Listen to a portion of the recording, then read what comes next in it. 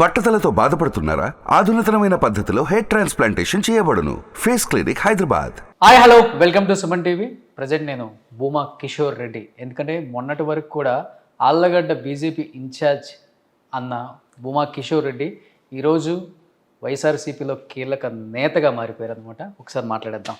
So Bhuma Kishore Reddy గారు నమస్కారం. నమస్తే. సో ఎలా ఉన్నారో అడగక్కర్లేదు, ఎందుకంటే వస్తుంటే శ్రీమంతుడి సినిమాలో మహేష్ బాబు లాగా ప్రతి చోట మీ ఫ్లెక్సీలు, ఉచిత డ్రింకింగ్ వాటర్, ప్రతిది కూడా ఊరిని దత్తగా తీసుకున్నారా ఆళ్ళగడ్డని? అట్లా ఏం లేదండి. నా వల్ల నేను ఏం చేయగలుగుతాను, జస్ట్ వాటర్ అనేది బాగా రిక్వైర్మెంట్ ఉండింది పబ్లిక్కి, సో పెట్టాల్సి వచ్చింది. సేవే లక్ష్యంగా ఆళ్ళగడ్డలో ఎక్కడ ఏ ఆపద వచ్చినా, ఎవరికి ఏ ఇంట్లో అవసరం వచ్చినా కానీ భూమా కిషోర్ రెడ్డి సహాయం అయితే అందుతుంది. నా వల్ల చేయగలనంత తప్పకుండా చేస్తుంటాను. సో ఏంటి, వైసీపీలో జాయిన్ అయ్యాక కొంచెం కొంచెం వస్తున్నాయి మాటలు? అట్లా ఏం లేదన్నా, బట్ స్టిల్ ఇది కొత్త కదా. లైక్ ఒక స్టెప్ తీసుకున్నాక ఇంకొక స్టెప్ ఈరోజు ఆళ్ళగడ్డ కోసం ఒక అడుగు వెనక్కియాల్సి వచ్చింది. ఎందువల్ల అంటారు? ఇప్పుడు ఉన్న ఎలక్షన్ దానిలో ఎప్పుడైతే బీజేపీ అనేది ఒక పార్టీ స్టాండ్ మారిపోవడం, ఈరోజు పొత్తుల కోసం బీజేపీ స్టేట్లో ఎలా అయిపోయింది, 5 సీట్ల కోసం 6 సీట్ల కోసం టీడీపీ వెనుక పాకులాడే స్టేట్ బీజేపీ తయారైపోయారు. స్టేట్లో ఉన్న బీజేపీ లీడర్స్ 5 సీట్లు ఇస్తే చాలు, 6 సీట్లు ఇస్తే చాలు అనే దాంతోనే ఉన్నారు తప్ప, ఎక్కడైనా కానీ 5 సంవత్సరాల నుండి 175 కాన్స్టిట్యున్సీలో చాలా మంది నాయకులు కష్టపడ్డారు.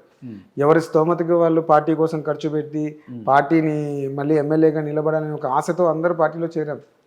అలాంటి వాళ్ళని ఈరోజు అడియాసలు చేస్తూ 5 సీట్లు ఇస్తే చాలు, మేము టీడీపీతో పొత్తు పెట్టుకోవాలని పాకులాడే నాయకత్వం అయిపోయింది రాష్ట్ర బీజేపీ నాయకత్వం.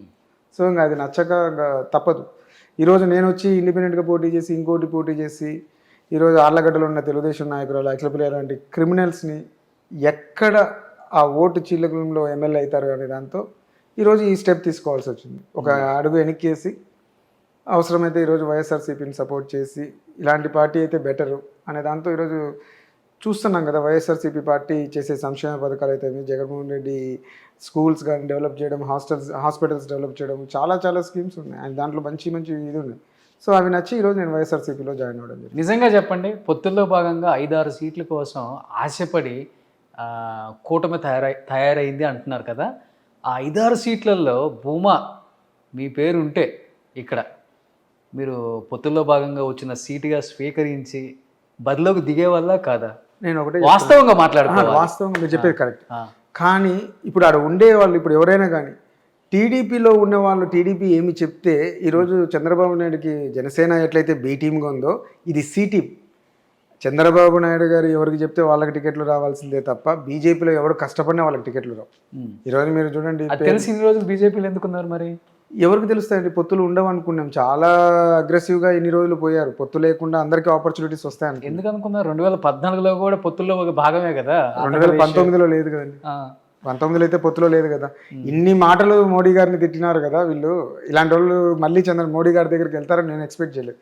కానీ ఈరోజు చంద్రబాబు నాయుడు గారు కేసుల కోసం దానిల కోసం పోయి మోడీ గారి కాళ్ళు పట్టుకుంటే రాజకీయం అండి, అందుకే రాజకీయాలు అన్నారు.